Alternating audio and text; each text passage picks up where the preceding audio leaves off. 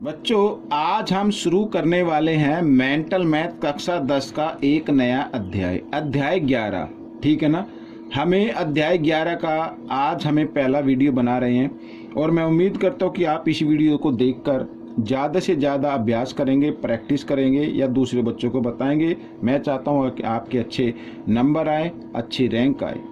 तो आइए करना शुरू करते हैं अध्याय 11 का पहला भाग, जो मैंने हमेशा की तरह पहले से लिख के रखा हुआ है। मैं हूं हरी सर और आप सभी बच्चे देख रहे हैं आपका अपना YouTube channel math with Hari sir special Hindi medium के बच्चों के लिए। आप सभी बच्चों के डिमांड पर ये चैनल बनाया है। आइए करना शुरू करते हैं।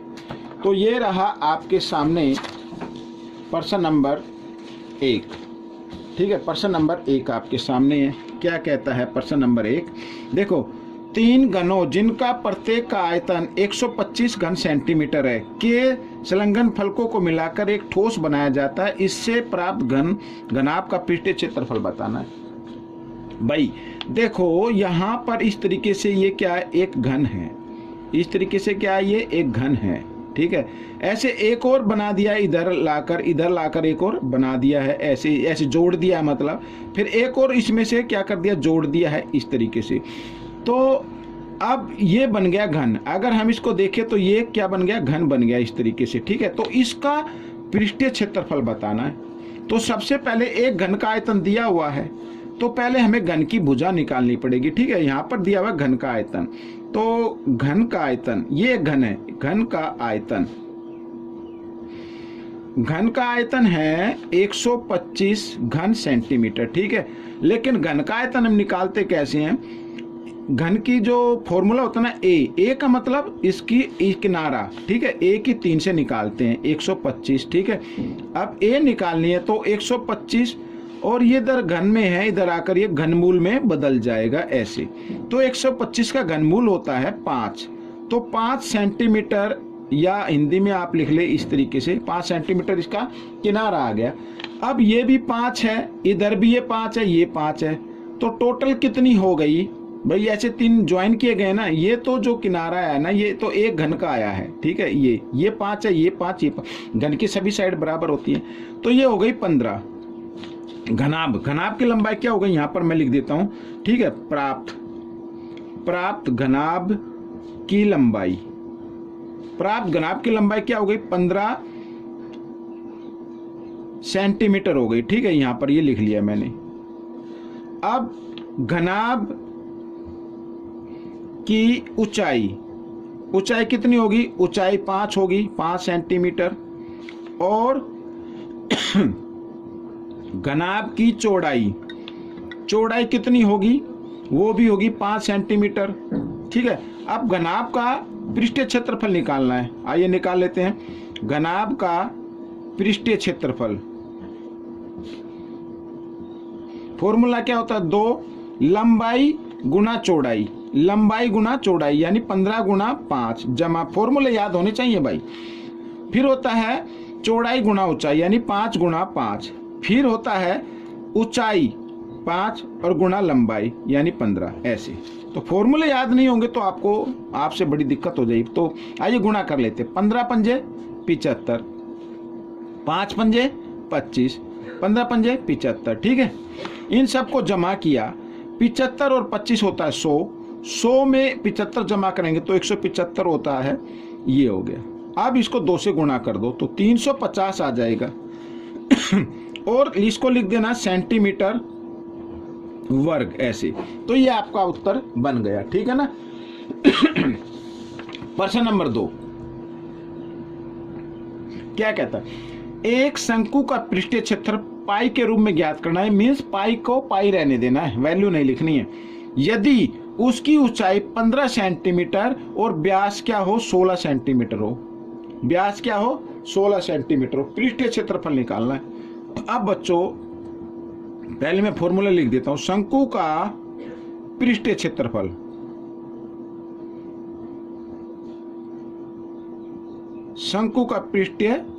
ठीक है, इसमें पृष्ठीय क्षेत्रफल दिया हुआ है और कुल तो दिया हुआ नहीं है, बाकी मैं दोनों बता देता हूं। देखो फॉर्मूला क्या होता है, पाई आर एल, ये वक्र होता है। मान लीजिए देखो इस तरीके से ये शंकु है, ये शंकु है, इसके चारों तरफ का अगर निकालना हो तो पाई आर एल से आएगा। और अगर ये ठोस हो यानी ऊपर से ये बंद हो, ऊपर से भी, तो इसमें फिर हम क्या कर देते हैं, ये जो बंद होता है ना, ये होता है सर्कल, ऐसे वृत्त होता है ये। तो वृत्त का क्षेत्रफल क्या होता है, पाई आर की 2। तो ये भी हमें निकाल कर इसमें जमा कर देते हैं। ठीक है, तो सबसे पहले एल हमें निकालनी होगी। यहाँ पर व्यास है, ऊंचाई है, एल तो है ही नहीं, तो एल निकाल लेते हैं, यानी तिर्यक ऊंचाई निकाल लेते हैं। तिर्यक ऊंचाई ये जो होते हैं ना, ये ऊंचाई कहलाती है तिर्यक ऊंचाई, और ये होती है ऊंचाई, ये तिर्यक ऊंचाई। ठीक है, तो तिर्यक ऊंचाई निकालने, तिर्यक ऊंचाई निकालने के लिए यहाँ पर वर्गमूल का निशान लगाना है, ऊंचाई का वर्ग लगाना है, ऊंचाई का वर्ग जमा त्रिज्या का वर्ग। त्रिज्या कितनी है भाई, व्यास कितना 16, तो इसका आधा कितना हो जाएगा, 8 हो जाएगा, तो 8 का वर्ग ऐसे। ठीक है, यहाँ पर मैं लिख देता हूँ, त्रिज्या जो होगी वो 16/2 हो जाएगी, यानी 8 आ जाएगी। ठीक है, तिर्यक ऊंचाई, तिर्यक ऊंचाई। तो अब देखो 15 का वर्ग कितना होता है, 225 होता है।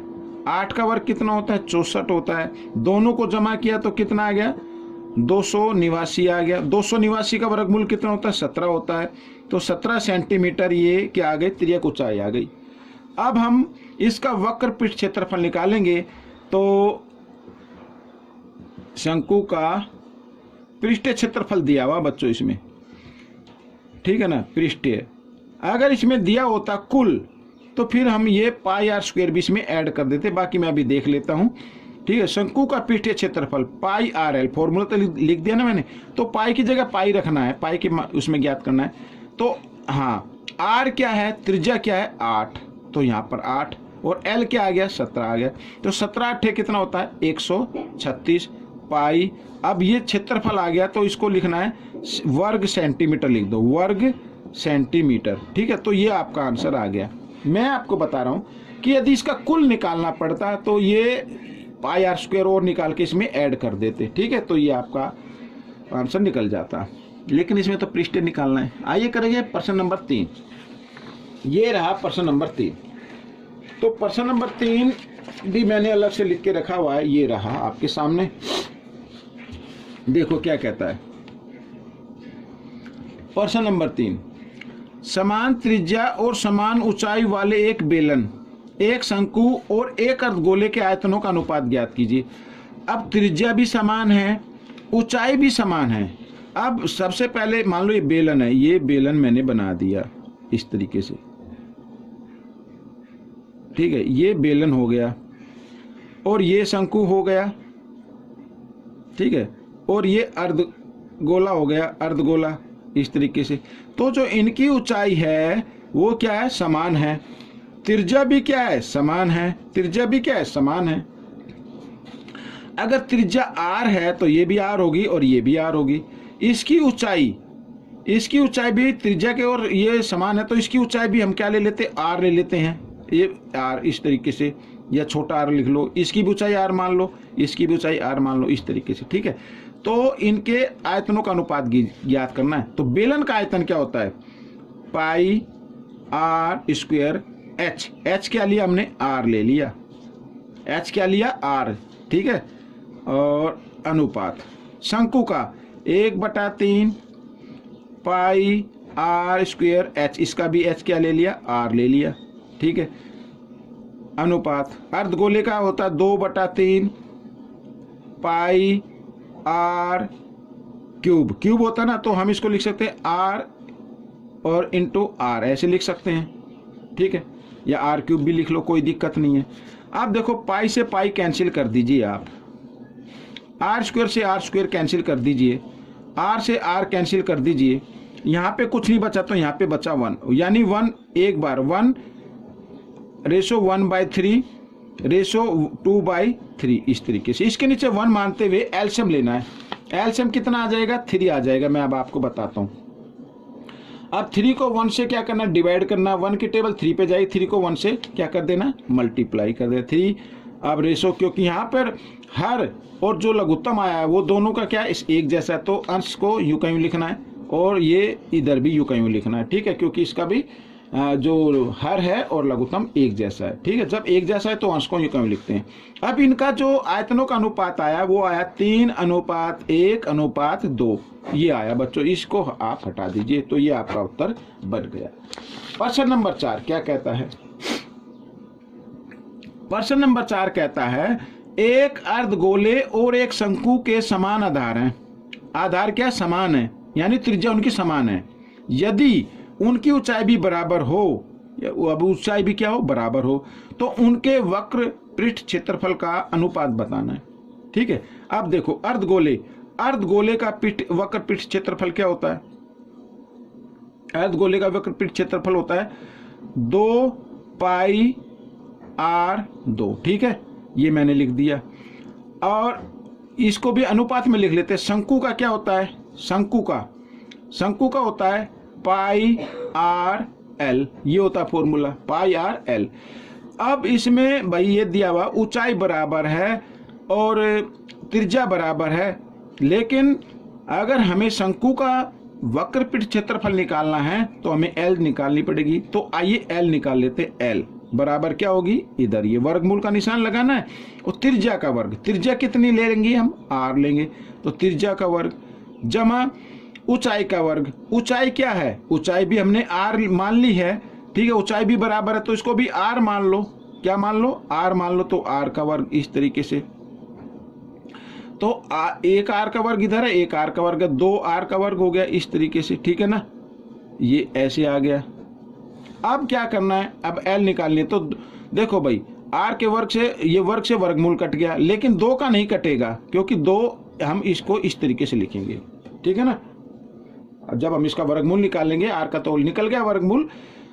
देखो मैं आपको बताता हूं, यहां पर हम इसको लिख सकते हैं इस तरीके से, ऐसे भाई, ऐसे गुणा में तो ऐसे भी लिखा जा सकता है ना। तो वर्ग से वर्गमूल का निशान कट गया, इसका तो नहीं कटेगा, तो हम ये आ गई l आपकी। अब आइए कर लेते हैं। तो 2 पाई की जगह पाई रखो आप, और r की 2 क्या लिखना है, r की 2, ये तो बराबर है तो r की 2 लिखेंगे इंटू r की 2, ऐसे पाई की जगह पाई, r की जगह r, और l की जगह ये लिखना है आपको 2 वर्गमूल 2 और r, ऐसे। ठीक है ना, ये लिखना है। अब देखो यहाँ पर पाई से पाई कट गया, r को r से गुणा करें तो r की पावर 2 हो जाएगी, r की पावर 2 से r की पावर 2 कट गई, क्या आ गया 2/वर्गमूल 2 आ गया। जब कभी भी भिन्न संख्या में हर वर्गमूल में आए तो उसका आपको क्या कर देना, परिमेयकरण कर देना है, यानी अंश को भी हर से गुणा कर देना है और हर को भी हर से गुणा कर देंगे इस तरीके से।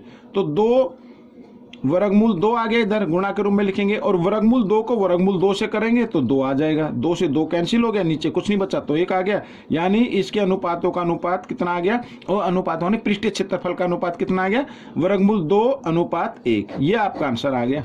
ठीक है, वक्र पृष्ठीय क्षेत्रफल का अनुपात बताना था तो वो आ गया वर्गमूल 2:1। ठीक है, ये आ गया। तो आइए करते हैं प्रश्न नंबर 5। ये रहा प्रश्न नंबर 5 आपके सामने, ये रहा। ठीक है, प्रश्न नंबर 5।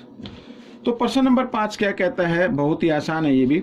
3 ठोस गोले जिनका व्यास क्रम से 6 सेंटीमीटर, 8 सेंटीमीटर तथा 10 सेंटीमीटर है को पिघलाकर एक बड़ा ठोस गोला बनाया जाता है।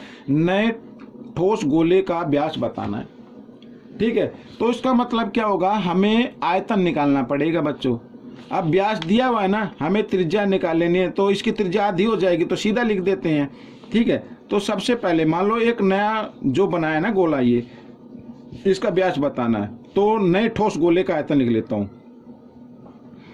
नए ठोस गोले का आयतन, नए ठोस गोले का आयतन क्या होगा भाई, वही होगा जो तीनों को मिलाकर होगा।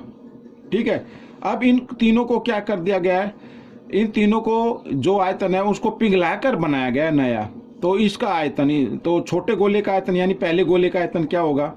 ठीक है, वो मैं लिख देता हूँ 4/3 पाई r³, यानी पाई की जगह पाई रखो, r³, r क्या है भाई 6 व्यास है ना, तो इसका आधा कितना हो जाएगा 3, तो इस तरीके से ये लिख लेना है। ठीक है, जमा का निशान 4/3 पाई की जगह पाई रखना है। 8 का आधा कितना हो जाए 4, तो इसको लिखें 4 गुणा 4 गुणा 4 ऐसे, फिर जमा यहाँ पर, फिर इसका निकाल लेना तीसरे का, तो 4/3 पाई, पाई की जगह पाई और गुणा। अब 10 सेंटीमीटर है इसका व्यास, तो त्रिज्या कितनी हो जाएगी 5, तो 5 गुणा 5 गुणा 5। ठीक है, अब ये इन तीनों का आयतन को मिलाकर नया गोला बन जाता है। ठीक है, तो इसका आयतन क्या होगा, इसका आयतन भी मैं लिख लेता हूँ इधर, 4/3 पाई, और यहाँ पर मैं बड़ा आर बना देता हूँ। ठीक है, बड़े आर की क्यूब, इस तरीके से। आइए देखो, अब तीनों को जमा करना है, तीनों को क्या करना, जमा करना। अब तीनों में कॉमन 4/3 बटे पाई है, तो इसको मैं अलग ले लेता हूँ। ठीक है, 3, अब इनको जमा कर ले, 3 तिया 9 तिया 27, जमा 4 चौक 16 चौके 64, और 5 को 3 बार गुणा करेंगे 125, इस तरीके से। ठीक है, अब 4/3 पाई से 4/3 पाई आप कैंसिल कर दीजिए, बराबर है ना, तो r की पावर 3 यहाँ पर। अब देखो इनको जमा करो, 5 और 4 9, 9 और 7 16, हासिल 1, 2 और 6 8, 8 है तो 10 और 1 11, 11 का 1 हासिल 1 और 1 2, ये आ गया। अब क्या करना है, आगे इधर कर लेते हैं, r बराबर 216। अब ये इधर जो था ये घन में था, इधर आकर ये घनमूल में बदल जाएगा, तो 216 का घनमूल कितना होता है 6 होता है, तो त्रिज्या कितनी आ गई 6 सेंटीमीटर आ गई। हमें तो व्यास बताना है। ठीक है, तो नए ठोस गोले का व्यास, नए ठोस गोले का व्यास क्या होगा, त्रिज्या का दुगना होता है, यानी 6 दूनी 12, 12 सेंटीमीटर आ जाएगा बच्चों। ये आपका उत्तर निकल गया। ठीक है, तो ये पहला भाग पूरा हो गया है। आप इस भाग को देखकर ज़्यादा से ज़्यादा प्रैक्टिस कीजिए और ज़्यादा से ज़्यादा में अच्छी से अच्छी रैंक लेके आइए, ज़्यादा से ज़्यादा मार्क्स लेके आइए। मिलेंगे अगले भाग में, तब तक के लिए धन्यवाद।